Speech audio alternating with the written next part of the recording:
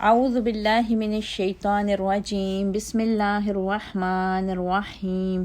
رب اشرح لی صدری ویسر لی امری واحلل عقدۃ من لسانی یفقہوا قولی واجعل لی وزیرا من اہلی رب زدنا علما اللہم فقہنا فی الدین اللہم انا اسألک علما نافعا ورزقا طیبا وعملا متقبلا۔ اے اللہ، ہم سب تجھ سے نفع بخش علم، پاکیزہ رزق اور قبول ہونے والے عمل کا سوال کرتے ہیں۔ اے اللہ تعالیٰ، تو تمام بیماروں کو شفائے کاملہ عاجلہ عطا فرما۔ اے اللہ، تو ہم سب کی مغفرت فرما دے، آمین یا رب العالمین۔ السلام علیکم ورحمۃ اللہ وبرکاتہ۔ عزیز ساتھیوں، الحمدللہ چھٹا پارہ ہمارا تکمیل کو پہنچا، اور چھٹے پارے میں ہم نے جو بہت اہم چیزیں پڑھیں، وہ ایک تو اللہ تعالیٰ نے عہدوں کو پورا کرنے کا حکم دیا، اس کے علاوہ 9 ایسی چیزوں کی حرمت بتائی جن کے متعلق ہمیں پہلے پاروں میں نہیں بتایا گیا تھا۔ اس کے بعد تکمیل دین کا اعلان کیا گیا، آیت تیمم نازل کی گئی، اور حابیل اور قابیل کا واقعہ بتایا گیا، چور کی سزا کا بیان بتایا گیا، اور باغیوں کی سزا کا بتایا گیا، اور پارہ کے آخر میں اللہ تعالیٰ نے یہود و نصارہ سے دلی دوستی کی مکمل ممانعت فرما دی۔ 7واں پارہ شروع کرتے ہیں۔ اعوذ باللہ من الشیطان الرجیم وَإِذَا سَمِعُوا مَا أُنزِلَ إِلَى الرَّسُولِ تَرَىٰ أَعْيُنُهُمْ، اور جو کچھ رسول کی طرف نازل کیا گیا ہے، جب اسے سنتے ہیں تو آپ دیکھتے ہیں کہ ان کی آنکھوں سے آنسو بہہ نکلتے ہیں، اس لیے کہ وہ حق کو پہچان گئے ہیں۔ کہتے ہیں کہ اے ہمارے رب، ہم ایمان لے آئے، لہٰذا ہمارا نام گواہی دینے والوں میں لکھ لے، اور آخر ہم اللہ پر اور جو حق ہمارے پاس پہنچ چکا ہے اس پر کیوں ایمان نہ لائیں، اور ہم تو یہ امید رکھتے ہیں کہ ہمارا رب ہمیں صالح لوگوں میں شامل کر لے گا۔ ان کے اس قول کے عوض اللہ انہیں ایسے باغات عطا کرے گا جن میں نہریں جاری ہیں، جس میں وہ ہمیشہ رہیں گے، اور احسان کرنے والوں کا یہی بدلہ ہے۔ اور جن لوگوں نے کفر کیا اور ہماری آیات کو جھٹلایا، وہی اہل دوزخ ہیں۔ یقولون ربنا آمنا فاکتبنا مع الشاہدین، اے ہمارے رب، ہم ایمان لے آئے، لہٰذا ہمارا نام گواہی دینے والوں میں لکھ لے، آمین۔ بہت ہی پیاری دعا ان آیات میں بتائی گئی ہے، ہمیں اپنی روزمرہ کی دعاؤں میں یہ دعا ضرور شامل کرنی چاہیے۔ پارہ کے آغاز میں ہی ہمیں جو بتایا گیا کہ جب اللہ تعالیٰ نے اپنے رسولوں کی طرف جو بھی کتابیں نازل کی ہیں، جب دوسرے لوگ اس کو سنتے ہیں تو ان کی آنکھوں سے آنسو بہہ نکلتے ہیں، کیونکہ وہ حق کو پہچان جاتے ہیں۔ یہ خاص طور پر ایک وفد کی طرف اشارہ ہے جو کہ نجاشی جو کہ حبشہ کا بادشاہ تھا، اس کی طرف سے وہ وفد بھیجا گیا تھا پیارے نبی صلی اللہ علیہ وسلم کے پاس۔ تو جب پیارے نبی صلی اللہ علیہ وسلم نے اس کے سامنے قرآن پڑھ کے سنایا، وہ جب قرآن سنتے تھے تو جذبات سے ان کی آنکھوں سے آنسو بہنے لگتے تھے، اور ان کی زبان سے پھر یہ دعا نکلتی تھی، ربنا آمنا فاکتبنا مع الشاہدین۔ وہ ایمان بھی لے آئے اور انہوں نے یہ گواہی بھی اپنی اللہ کے سامنے پیش کر دی کہ اے اللہ تعالیٰ، تو ہمیں ان تمام گواہی دینے والوں کے ساتھ شامل فرما لے۔ اس کے بیک گراؤنڈ میں ایک واقعہ نجاشی کا بھی ہے جو کہ حبشہ کا شہنشاہ تھا۔ ہوا یہ تھا کہ مشرکین مکہ کی ایذا رسانیوں سے تنگ آ کر 5 ہجری نبوی میں مسلمانوں نے حبشہ کی طرف ہجرت کی۔ شاہ حبشہ کے ساتھ قریش مکہ کے تجارتی مراسم تھے، اور ان کا پھر ایک وفد ان لوگوں کو واپس لانے کے لیے نجاشی کے دربار میں پہنچ گیا، اور چند درباریوں سے مل کر انہیں تحفے اور تحائف دلا کر اس بات پر آمادہ کر لیا کہ کل جب ہم نجاشی کے سامنے اپنی درخواست پیش کریں تو تم ہماری ہاں میں ہاں ملانا اور سفارش بھی کرنا۔ دوسرے دن اس وفد نے دربار میں حاضر ہو کر کہا کہ ہمارے کچھ لوگ وہاں سے بھاگ کر آپ کے ملک میں آ گئے ہیں، وہ ہمیں واپس کر دیجئے۔ رشوت لینے والے درباریوں نے بھی ہاں میں ہاں ملائی، لیکن نجاشی ایک بڑا انصاف پسند بادشاہ تھا۔ اس نے کہا کہ جب تک میں دوسرے فریق کی بات نہ سنوں گا میں انہیں تمہارے حوالے نہیں کر سکتا۔ چنانچہ دوسرے دن مہاجر مسلمانوں کو دربار میں بلا کر ان کا بیان لیا گیا۔ جب انہوں نے ان مشرکوں کی اعزا رسانیوں اور مسلمانوں کی مظلومیت کی داستان سنائی تو اس نے مشرکین مکہ کو صاف جواب دے دیا اور انہیں اپنا سا منہ لے کر واپس جانا پڑا۔ لیکن اسی وفد کے ایک آدمی کو ایک تدبیر سوجی جو اس کو جس میں اپنی کامیابی نظر آ رہی تھی۔ اس نے اپنے ساتھیوں سے کہا کہ ہم کل پھر سے دربار میں پیش ہوں گے اور ایک ایسی بات میں پیش کروں گا کہ بادشاہ از خود ان مسلمانوں کو ہمارے حوالے کر دے گا، اور وہ بات یہ ہے کہ اس وقت تک پوری عیسائی دنیا میں عیسیٰ علیہ السلام کے ابن اللہ ہونے کا عقیدہ رائج ہو چکا ہے، جبکہ مسلمان انہیں ابن اللہ نہیں مانتے، فقط اللہ کا رسول اور اللہ کا کلمہ ہی سمجھتے ہیں۔ چنانچہ یہی ترکیب لے کر وہ لوگ دوسرے دن دربار میں دوبارہ حاضر ہوئے اور نجاشی سے کہا کہ ان مفرور بے دینوں سے آپ یہ تو پوچھئے کہ وہ عیسیٰ علیہ السلام کے بارے میں کیا عقیدہ رکھتے ہیں، اور کچھ غلط سلط باتیں بھی انہوں نے مزید مسلمانوں کے بارے میں ان کو بتائیں۔ انہیں یہ معلوم ہو چکا تھا کہ کفار مکہ، اب مسلمان جو تھے ان کو یہ معلوم ہو چکا تھا کہ کفار مکہ نے اب ہم پر جو نیا وار کیا ہے وہ کس قسم کا ہے۔ بہرحال وہ اپنی سچی حق کی گواہی کے ساتھ دوبارہ نجاشی کے دربار میں پہنچے اور انہوں نے یہ فیصلہ کر لیا تھا کہ ہاں کوئی بھی بات ہو ہم ہمیشہ سچ ہی بتائیں گے اور سچ حق کی گواہی ہی دیں گے، چاہے ہمیں کتنی ہی سزا بھگتنی پڑے۔ مسلمانوں نے اس غرض کے لیے سیدنا جعفر طیار رضی اللہ تعالیٰ عنہ کو، جو سیدنا علی رضی اللہ تعالیٰ عنہ کے بھائی تھے، اپنا نمائندہ منتخب کیا اور ان کو آگے کیا۔ دوسرے دن جب نجاشی نے مسلمانوں سے سیدنا عیسیٰ علیہ السلام کے متعلق سوال کیا تو سیدنا جعفر طیار نے جواب میں سورہ مریم کی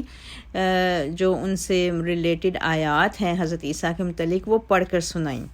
یہ آیات سن کر نجاشی نے ایک تنکا اٹھایا اور مسلمانوں سے کہنے لگا، واللہ جو کچھ تم نے کہا عیسیٰ علیہ السلام اس تنکے کے برابر بھی اس سے زیادہ نہیں ہیں۔ نجاشی کے اس تبصرہ پر درباری بھی بہت زیادہ برہم ہوئے اور قریشی سفارت کے تمام امیدوں پر اوس پڑ گئی، مگر نجاشی نے کسی کی پرواہ نہ کی اور مسلمانوں کو اپنے ملک میں رہنے کی کھلے دل سے اجازت دی، اور وفد کو بری طرح ذلیل ہو کر واپس مکہ جانا پڑا۔ اس واقعہ کے کئی سال بعد نجاشی نے 70 نو مسلم عیسائیوں پر مشتمل ایک وفد مدینہ میں رسول اللہ صلی اللہ علیہ وسلم کی خدمت میں روانہ کیا۔ یہ لوگ پیارے نبی صلی اللہ علیہ وسلم کی خدمت میں جب پہنچے اور قرآن سنا تو قرآن سنتے وقت ان پر ایک رکعت طاری ہو جاتی اور وہ پورے جذبات سے ان کے آنسو بہنے لگتے اور زبان سے یہ آیت جاری ہو جاتی، یہ دعا کہ ربنا آمنا فاکتبنا، یہ وہ لوگ پڑھنا شروع کر دیتے۔ یہ ان لوگوں کی کیفیت ہی ان آیات میں بتائی جا رہی ہے۔ شاہ حبشہ جو نجاشی کے نام سے مشہور تھا، اگرچہ آپ صلی اللہ علیہ وسلم کی خدمت میں حاضر نہ ہو سکا تاہم مسلمان ضرور ہو گیا تھا، اور اس کی واضح دلیل یہ ہے کہ جب وہ فوت ہوا تو پیارے نبی صلی اللہ علیہ وسلم نے مسلمانوں کو اس کی وفات کی خبر دی، پھر اس پر غائبانہ نماز جنازہ پڑھی گئی۔ اب یہاں غور کرنے کی بات یہ ہے کہ یہ نصارہ بھی جو حبشہ سے آئے تھے اہل کتاب ہی تھے، اور مدینہ کے یہودی جو تھے اور ان کے سردار جو تھے وہ بھی اہل کتاب تھے، لیکن مسلمانوں کے ساتھ ان کے رویہ کے لحاظ سے زمین آسمان کا فرق تھا، اور اسی فرق کو اللہ تعالیٰ نے پارہ 6 کی آخری آیات میں بھی بتایا ہے کہ اہل کتاب اور توحید کا دعویٰ رکھنے کے لحاظ سے یہودیوں کو بھی چاہیے تو یہ تھا کہ عیسائیوں کی طرح مشرکین کی بجائے مسلمانوں کے قریب تر ہوتے، لیکن معاملہ بالکل اس کے برعکس تھا۔ یہودیوں نے اللہ کی ان آیات کو جھٹلا دیا جو تورات میں موجود تھیں، لہٰذا پھر ان آیات کے آخر میں آیت 86 میں اللہ تعالیٰ نے ان بد کرداروں کی سزا صرف اور صرف دوزخ بتائی ہے، اولئک اصحاب الجحیم۔ آیت 87 یا ایھا الذین آمنوا لا تحرموا اے ایمان والو، تم ان پاکیزہ چیزوں کو کیوں حرام ٹھہراتے ہو جنہیں اللہ نے تمہارے لیے حلال کیا ہے، اور حد سے نہ بڑھو، کیونکہ اللہ حد سے بڑھنے والوں کو پسند نہیں کرتا۔ اور اللہ نے جو حلال اور پاکیزہ رزق تمہارے کھانے کو دیا ہے، اسے کھاؤ اور اس اللہ سے ڈرتے رہو جس پر تم ایمان رکھتے ہو۔ اللہ تمہاری محمل قسموں پر تو گرفت نہیں کرے گا، لیکن جو قسمیں تم سچے دل سے کھاتے ہو ان پر ضرور مواخذہ کرے گا۔ اگر تم ایسی قسم توڑ دو تو اس کا کفارہ 10 مسکینوں کا اوسط درجے کا کھانا ہے جو تم اپنے اہل و عیال کو کھلاتے ہو، یا ان کی پوشاک ہے، یا ایک غلام کو آزاد کرنا ہے، اور جسے یہ میسر نہ ہو وہ 3 دن کے روزے رکھے۔ یہ تمہاری قسموں کا کفارہ ہے جب تم قسم اٹھا کر توڑ دو، اور بہتر یہی ہے کہ اپنی قسموں کی حفاظت کیا کرو۔ اللہ تعالیٰ اسی طرح تمہارے لیے اپنے احکام کھول کر بیان کرتا ہے تاکہ تم اس کا شکر ادا کرو۔ آیت 87 سے 89 تک کا ہم نے ترجمہ پڑھا، اور ان آیتوں میں حلال چیزوں کو حرام ٹھہرانے والے گروہ اور ان کی صورتیں بتائی گئی ہیں۔ سب سے پہلے بتایا جا چکا ہے کہ شرعی نقطہ نظر سے تمام اشیاء انسان کے لیے مباح اور حلال ہیں، مع سوائے ان چیزوں کے جن کی حرمت کے متعلق شریعت نے ہمیں واضح طور پر حکم دے دیا ہے۔ اب ان آیات میں اور اس سے بعد والی آیت میں حلال اشیاء سے فائدہ اٹھانے کے چند جامع ترین اصول بیان کیے گئے ہیں، اور یہ سب لا تعتدوا کے ضمن میں آتے ہیں۔ مثلا نمبر 1، جو چیزیں اللہ نے حلال کی ہیں انہیں عقیدتاً یا عملاً حرام نہیں بنانا چاہیے۔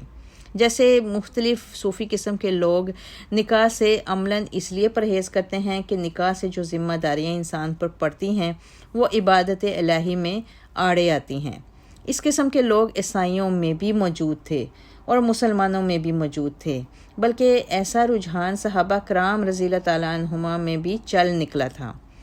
اور صوفی طرز کے جو صحابہ تھے ان میں سے کسی نے کہا کہ میں ساری عمر نکاح نہیں کروں گا، اور کسی نے کہا میں ساری رات اللہ کی عبادت میں گزار دوں گا، جس سے اپنے جسم کے، بیوی کو اور مہمانوں کے سب کے حقوق ختم ہوتے تھے۔ اور کسی نے کہا کہ میں ہمیشہ دن کو روزہ رکھوں گا۔ رسول اللہ صلی اللہ علیہ وسلم کو جب ان باتوں کا پتہ چلا تو آپ صلی اللہ علیہ وسلم نے ان صحابہ کو بہت سخت تنبیہ کی اور فرمایا کہ میں اللہ کا رسول ہوں اور تم سب سے زیادہ اللہ سے ڈرنے والا ہوں، اور میں نے نکاح کیے ہیں، میں رات کو سوتا بھی ہوں اور قیام بھی کرتا ہوں، اور میں نفلی روزے بھی رکھتا ہوں اور چھوڑتا بھی ہوں۔ یہی میرا طریقہ ہے، اور جس نے میری سنت سے اعراض کیا یعنی اس سے انکار کیا، اس کا مجھ سے کوئی تعلق نہیں۔ اور دوسری پھر صورت جو حلال حرام کو ٹھہرانے کے متعلق بتائی گئی وہ یہ ہے کہ جسم کو جتنی غذا کی ضرورت ہے اس سے بھی کم یا بہت کم کھانا یا مرغوب اشیاء سے پرہیز کرنا۔ یہ چیز بھی ہمارے بہت سے صوفیہ میں طبقتاً پائی جاتی ہے، جس کا نظریہ یہ ہے کہ جسم کو جس قدر کمزور اور تکلیف دہ، نحیف اور ایک ضعیفی کی حالت میں رکھا جائے، اسی قدر روح کو تقویت ہوگی۔ یعنی رہبانیت کا نظریہ جو صوفیہ میں پایا جاتا ہے وہ سراسر سنت نبوی کے خلاف ہے۔ اور تیسری چیز جو ہمیں تیسری صورت جو ان آیات سے پتہ چلتی ہے کہ بہت زیادہ بسیار خوری یعنی بہت زیادہ کھانا، اپنی گنجائش سے بھی پیٹ بھر کر ایسے کھا لینا، اس چیز کی طرف اشارہ کیا گیا ہے، اور اپنی ذات پر ضرورت سے زیادہ خرچ کرنا بھی اس میں شامل ہے۔ ظاہر ہے جو شخص ان باتوں میں مبتلا ہوگا وہ دوسروں کے حقوق کا خیال بھی نہیں رکھے گا،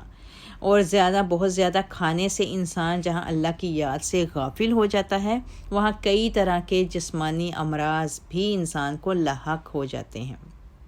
اور چوتھی صورت جو ہمیں یہاں پہ حلال حرام کی پتہ چلتی ہے وہ یہ ہے کہ چیز تو حلال ہو مگر انسانی کمائی کا ذریعہ اسے حرام بنا دے، جیسے چوری، ڈاکہ، خیانت، سود اور دیگر جو ناجائز ذرائع ہیں، ان سے حاصل کیا ہوا مال جو ہوگا وہ حرام ہوگا، اور اس سے پھر خریدی ہوئی حلال چیز بھی انسان کے لیے حرام ہو جائے گی۔ اور یہودی جو تھے وہ اکثریت سے انہی امراض میں مبتلا ہیں، ان کا سارا کام سودی نظام پہ چلتا ہے، جس کی وجہ سے حلال چیزیں بھی حرام ہو جاتی ہیں۔ لہٰذا ان آیات میں اللہ تعالیٰ نے انہی صورتوں کی طرف اشارہ کیا کہ اللہ تعالیٰ نے جو پاکیزہ چیزیں تمہارے لیے اتاری ہیں ان کو ان مختلف صورتوں کی وجہ سے اپنے لیے کیوں حرام ٹھہرا لیتے ہو۔ روزے بھی رکھو اور اللہ تعالیٰ کے لیے کھاؤ پیو بھی، اپنے جسم کو تقویت پہنچاؤ، طاقت پہنچاؤ، تاکہ تم اللہ کی عبادت طاقت کے ساتھ کر سکو، اور بہت زیادہ اپنے جسم کو غذا کا عادی بھی نہ بناؤ کہ جسم جو ہے وہ اللہ تعالیٰ کی عبادت سے غافل ہو جائے۔ اللہ تعالیٰ نے اسی لیے بتایا کہ ان اللہ لا یحب المعتدین، کہ اللہ حد سے بڑھنے والوں کو پسند نہیں کرتا، لہٰذا ان ساری باتوں کا خاص طور پہ خیال رکھنا چاہیے۔ آگے پھر ان آیات میں ہی قسموں کے مسائل کے متعلق بتایا گیا۔ سیدہ عائشہ رضی اللہ تعالیٰ عنہما فرماتی ہیں کہ لوگ قسموں سے مراد ایسی قسمیں ہیں جو انسان تقیہ کلام کے طور پر، نیتاً نہیں بلکہ صرف اور صرف تقیہ کلام کے طور پر کہہ دیتا ہے، جیسے واللہ، باللہ، اس قسم کی۔ نیز آپ فرماتی ہیں کہ میرے والد سیدنا ابو بکر صدیق رضی اللہ تعالیٰ عنہ کبھی قسم نہیں توڑتے تھے، یہاں تک کہ اللہ نے کفارہ کی آیت نازل فرمائی۔ اس وقت وہ کہنے لگے میں جب قسم کھا لوں پھر اس کے خلاف کو اچھا سمجھوں تو اللہ کی رخصت منظور کر کے وہ کام کر لیتا ہوں جسے اچھا سمجھتا ہوں۔ سیدنا عمر رضی اللہ تعالیٰ عنہ کہتے ہیں کہ آپ صلی اللہ علیہ وسلم نے فرمایا اگر کسی نے قسم کھانا ہے تو اللہ کی قسم کھائے ورنہ چپ رہے۔ ان آیات سے پتہ چلتا ہے کہ اہل عرب میں بات بات پر قسمیں کھانے کا عام رواج تھا، اور ان میں سے زیادہ تر قسمیں یا تو محض تقیہ کلام کے طور پر ہوتی تھیں یا پھر اپنی بات میں حسن پیدا کرنے کے لیے۔ ایسے ہی قسموں کے لیے پھر اللہ تعالیٰ نے ان آیات میں لغو کا معنی لفظ استعمال کیا ہے، یعنی لغو قسم کی جو قسمیں ہیں ان کا کوئی کفارہ نہیں ہے، جو بلا وجہ بغیر سوچے سمجھے اٹھا لی جاتی ہیں۔ اور رہیں وہ قسمیں جو دل کے ارادے سے اٹھائی جائیں تو ان کی بھی دو قسمیں ہیں، ایک وہ جو کسی درست بات پر اٹھائی جائیں، اور اگر ان کا تعلق مستقبل سے ہو تو انہیں قسم کے مطابق پورا بھی کرنا چاہیے، ایسی قسموں پر کفارہ کا سوال ہی پیدا نہیں ہوتا۔ دوسری وہ قسم جس کا تعلق مستقبل سے ہو اور جس کام پر قسم اٹھائی گئی وہ ممنوع تو نہیں تھا مگر اس کام پر قسم نہ اٹھانا ہی بہتر تھا،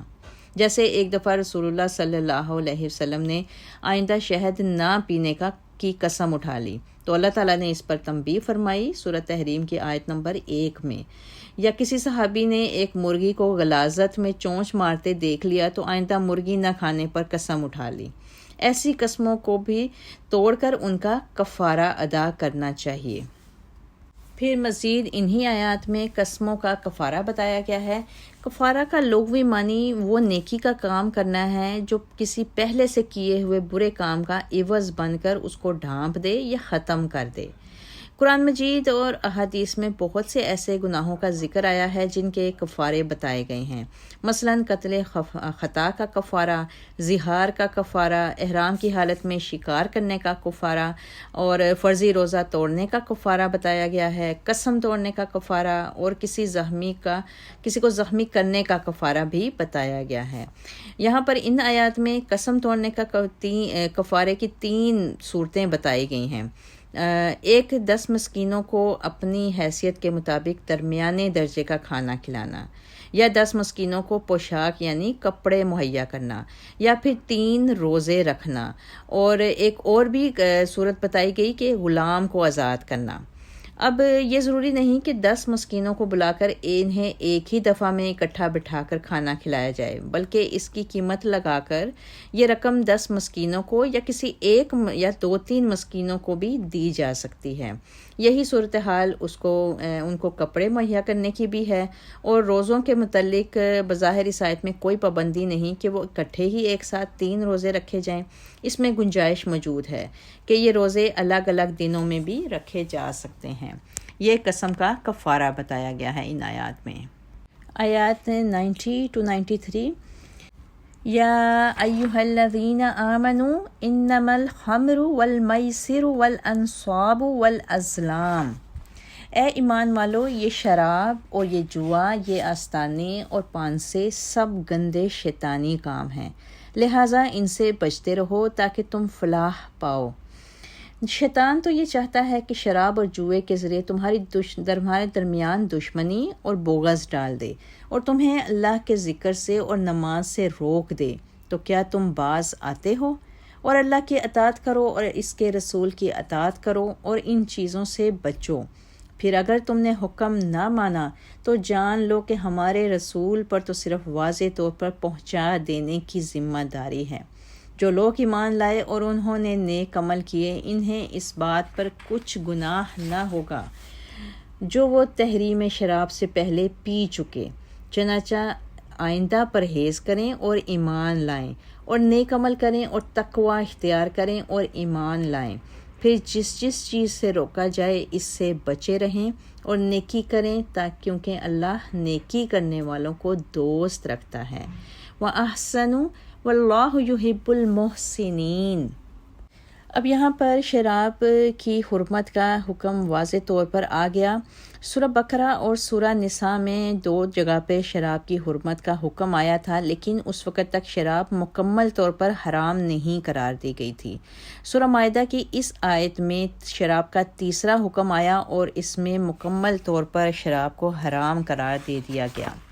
پہلے 2 حکم بھی حضرت عمر رضی اللہ تعالیٰ عنہ کی دعا کے نتیجہ میں اللہ تعالیٰ نے شراب کے متعلق نازل فرمائے، اور یہ واضح طور پر شراب کی حرمت کا حکم بھی حضرت عمر رضی اللہ تعالیٰ عنہ کی دعا کے بعد اللہ تعالیٰ نے شراب کو مکمل طور پر حرام قرار دے دیا۔ سیدنا انس رضی اللہ تعالیٰ عنہ فرماتے ہیں کہ میں ابو طلحہ کے گھر لوگوں کا ساقی بنا ہوا تھا، یعنی شراب پلا رہے تھے، اور بہت زیادہ صحابہ وہاں پہ موجود تھے، اور وہ فرماتے ہیں کہ میں سب سے چھوٹا تھا، اور ان دنوں شراب فصیح یعنی گندی کھجوروں کی ہی تھی۔ رسول اللہ صلی اللہ علیہ وسلم نے اس وقت ایک منادی کو حکم دیا کہ وہ اعلان کر دے کہ شراب حرام ہو گئی ہے۔ ابو طلحہ نے مجھے کہا جاؤ باہر جا کر سنو۔ میں باہر نکلا تو دیکھا کہ ایک منادی اعلان کر رہا ہے،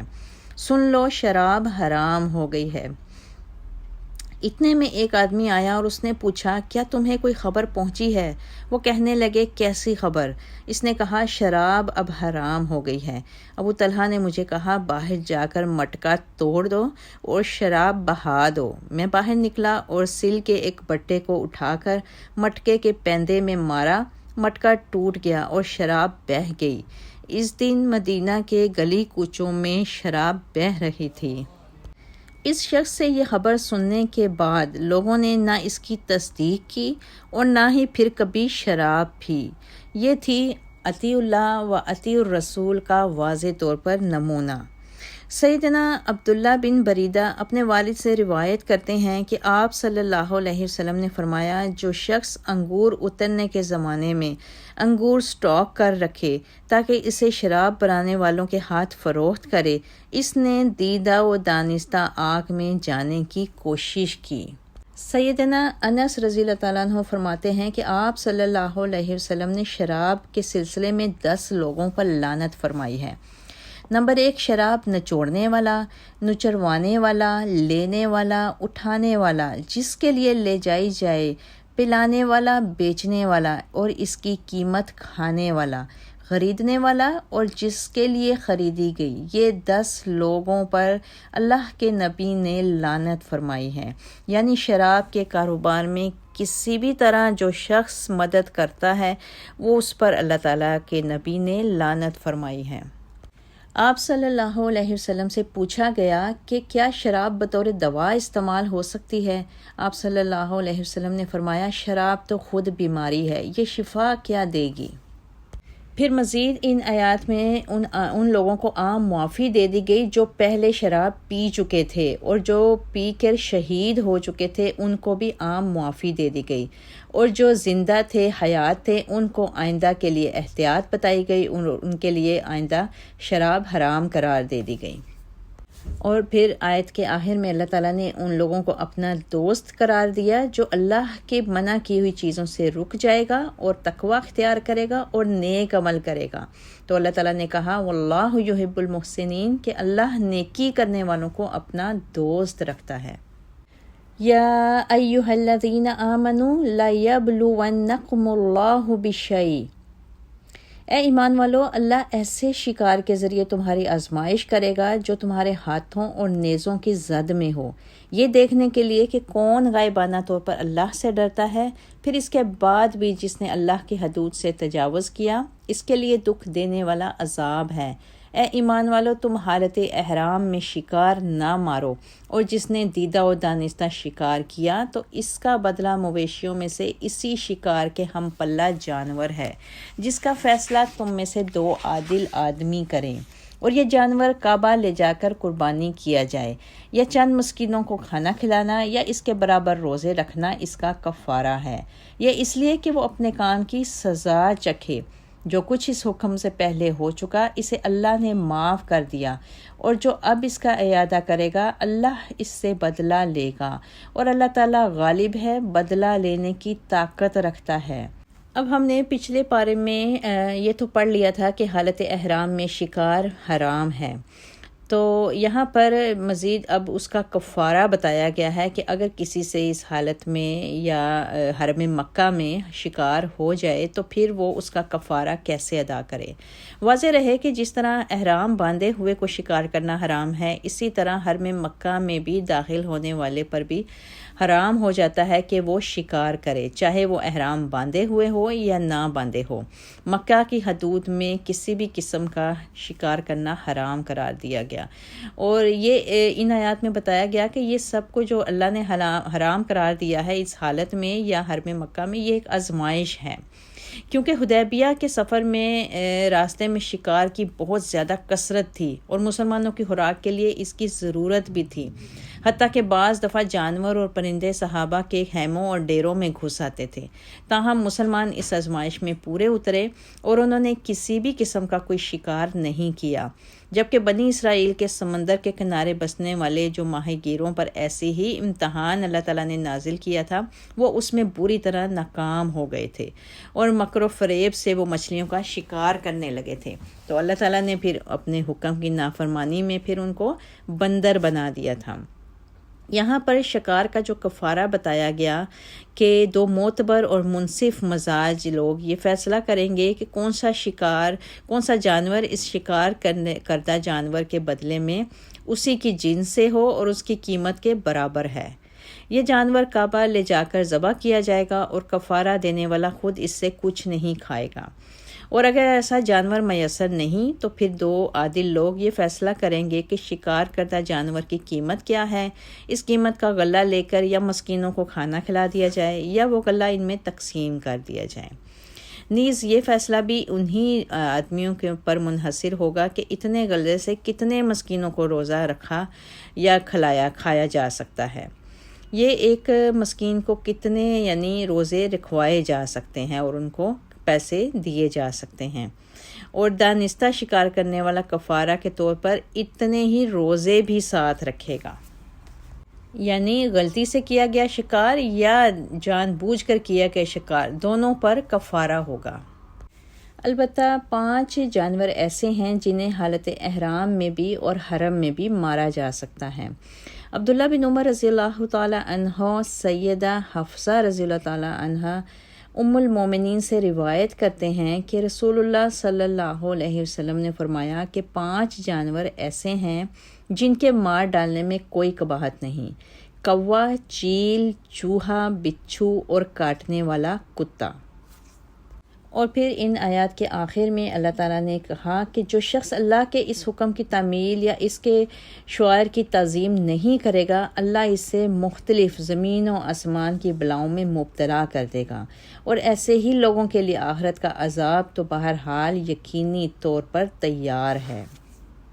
آیت 96 احل لکم صید البحر وطعامہ، تمہارے لیے سمندر کا شکار اور اس کا کھانا حلال کیا گیا ہے، تم بھی اس سے فائدہ اٹھا سکتے ہو اور قافلے والے بھی زیادہ راہ بنا سکتے ہیں، البتہ جب تک حالت احرام میں ہو تو خشکی کا شکار تمہارے لیے حرام کیا گیا ہے، اور اللہ کے احکام کی خلاف ورزی کرنے سے بچتے رہو جس کے حضور تم جمع کیے جاؤ گے۔ اللہ تعالیٰ نے کعبہ کو جو قابل احترام گھر ہے، لوگوں کے لیے امن و جمعیت کے قیام کا ذریعہ بنایا ہے، اور حرمت والے مہینے کو اور قربانی کو اور پٹے والے جانوروں کو بھی، تاکہ تمہیں معلوم ہو جائے کہ اللہ آسمانوں اور زمین میں موجود تمام چیزوں کے حالات خوب جانتا ہے، نیز یہ کہ اللہ کو ہر چیز کا علم ہے، اور خوب جان لو کہ اللہ سزا دینے میں بھی سخت ہے اور بخشنے والا اور رحم کرنے والا بھی ہے۔ اب یہاں پر اللہ تعالیٰ نے سمندر کے شکار کی اجازت دے دی ہے، اور یہ اجازت محرم اور غیر محرم یعنی احرام والا اور غیر احرام والا سب کو ہے۔ احرام والے کے لیے صرف خشکی کے جانوروں کا شکار منع کیا ہے، سمندر کے جانور کی وہ شکار کر سکتے ہیں، اور یہ اجازت غالباً اس لیے بھی اس کی مصلحت یہ رکھی گئی ہے کہ اگر سمندر میں کوئی زیادہ راہ بالکل ختم ہو جائے تو ظاہری بات ہے سمندر میں مزید زیادہ راہ کا حصول بہت مشکل ہوتا ہے بنسبت خشکی کے۔ خشکی پہ انسان کسی نہ قسم کا دوسرا کوئی نہ کوئی زیادہ راہ مہیا کر سکتا ہے، لیکن سمندری سفر میں یہ چیز مشکل ہو جاتی ہے۔ اور اس آیت کی روح سے پھر تمام سمندری جانور جو ہیں وہ حلال قرار دے دیے گئے ہیں، البتہ مینڈک اور مگرمچھ یہ یا اسی قبیل کا کوئی دوسرا جانور، اور جو پانی اور خشکی دونوں جگہ زندہ رہ سکتا ہو، اس کی حلت میں اختلاف بتایا گیا ہے۔ مزید یہ ہے کہ ان سمندری جانوروں کو ذبح کرنے کی بھی ضرورت پیش نہیں آتی، کیونکہ وہ پانی سے جدا ہوتے ہی فوراً مر جاتے ہیں، اور اگر چند لمحے زندہ بھی رہیں تو بھی انہیں ذبح کرنے کی ضرورت نہیں، جیسے مچھلی خواہ وہ زندہ ہو یا مر چکی ہو ہر حال میں حلال ہے، اور اگر زندہ مچھلی کو پانی سے نکال لیا جائے تو وہ چند ساعت کے بعد ہی خود بخود مر جاتی ہے۔ اور اللہ تعالیٰ کی اس سمندری شکار کی اجازت دینے سے صحابہ کرام نے غزوہ سیف البحر میں بہت بہترین فائدہ بھی اٹھایا۔ جب ان کے پاس زیادہ راہ بالکل ختم ہو چکا تھا اور انہوں نے سمندر پر پڑی ہوئی ایک ویل مچھلی کو 18 دن تک کھا کر گزارا کیا، تو اللہ تعالیٰ کی اس اجازت کا اس وقت صحابہ کرام نے بے پناہ فائدہ اٹھایا۔ پھر مزید ان آیات میں اللہ تعالیٰ نے کعبہ کے وجود کو لوگوں کے قیام کا ایک ذریعہ بتایا ہے اور قابل احترام بتایا ہے۔ بے شک کعبہ کا وجود کل عالم کے قیام اور بقا کا باعث ہے، اور دنیا کا وجود اسی وقت تک ہے جب تک خانہ کعبہ اور اس کا احترام کرنے والی مخلوق موجود ہے۔ جب اللہ تعالیٰ کو یہ منظور ہوگا کہ یہ دنیا ختم کر دی جائے تو اس وقت بیت اللہ کو اٹھا لیا جائے گا۔ پھر ساتھ ہی ساتھ اللہ تعالیٰ نے ان آیات میں حرمت والے مہینوں کا، قربانی کے جانوروں کا اور پٹے والے جانوروں کا بھی دوبارہ سے ذکر کیا۔ اللہ تعالیٰ نے اپنے گھر کو قابل احترام خطہ قرار دے کر اور اسے تمام دنیا کے مسلمانوں کے لیے ایک مرکز قرار دے کر ان کی تمام ضروریات کا سامان وہاں پر مسلمانوں کو باہم پہنچا دیا ہے کہ انہیں کھانے کے لیے رزق کی مختلف قسموں کی فراوانی وہاں مہیا کی جاتی ہے۔ اسی بات کی طرف اللہ تعالیٰ نے ان آیات میں اشارہ بھی دیا ہے کہ اللہ تعالیٰ اس بے آب و گیا وادی میں بسنے والی مخلوق کی ضروریات سے پوری طرح باخبر ہے، اور انہی ضروریات کے مطابق پھر اللہ تعالیٰ اپنا حکم بھی نازل فرماتا ہے۔ آیت 99 اور 100 ما علی الرسول الا البلاغ، رسول کے ذمہ تو صرف پیغام پہنچانا ہے، اور جو کچھ تم ظاہر کرتے ہو یا چھپاتے ہو اللہ اسے خوب جانتا ہے۔ آپ ان سے کہیے کہ پاک اور ناپاک ایک جیسے نہیں ہو سکتے، ہاں ناپاک کی کثرت تمہیں بھلی معلوم ہو، لہٰذا عقل والو اللہ سے ڈرتے رہو تاکہ تم کامیاب ہو سکو۔ اب یہاں پر بتایا گیا ہے کہ یہ تمام احکامات جو اللہ تعالیٰ اپنے رسول کے ذریعے پہنچا رہا ہے،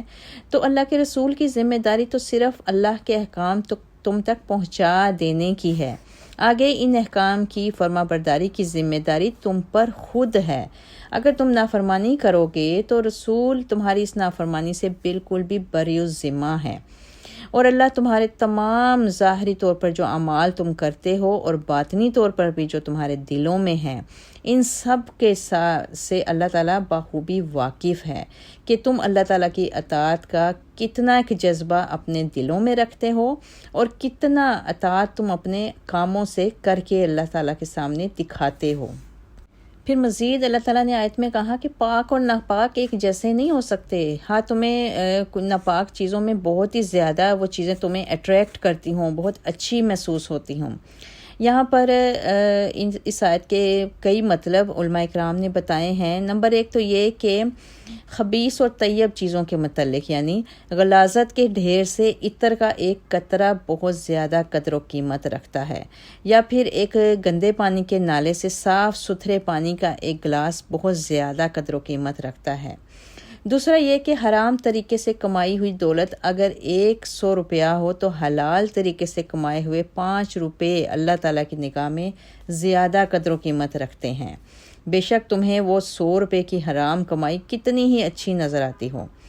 اور پھر مزید علماء کرام نے بتایا کہ بدکار اور نافرمان آدمیوں کے ایک لشکر کے مقابلہ میں اللہ کے نزدیک گنتی کے چند فرما بردار اور متقی لوگ زیادہ محبوب ہیں، اور جو لوگ صاحب عقل و شعور والے ہیں وہ ان متضاد چیزوں کو کبھی یکساں قرار نہیں دیتے۔ لہٰذا تم اللہ سے ڈرتے رہو، وہی بات کہو جو اہل عقل و دانش بھی درست سمجھتے ہیں، اسی صورت میں پھر کامیابی ہے۔ مختصراً یہ کہ انسان کو ہمیشہ پاک اور پاکیزہ چیز کو ہی چننا چاہیے، خواہ وہ تعداد میں کم ہی کیوں نہ ہو۔ اللہ تعالیٰ سے دعا ہے کہ اللہ تعالیٰ ہمیں حلال، پاک، پاکیزہ اور طیب چیزوں کی توفیق عطا فرمائے اور ہمیں ہر قسم کے ناپاک اور حرام چیزوں سے محفوظ رکھے۔ آمین۔ وآخر دعانا ان الحمد للہ رب العالمین۔ سبحان ربک رب العزت عما یصفون وسلام علی المرسلین والحمد للہ رب العالمین وما علینا الا البلاغ۔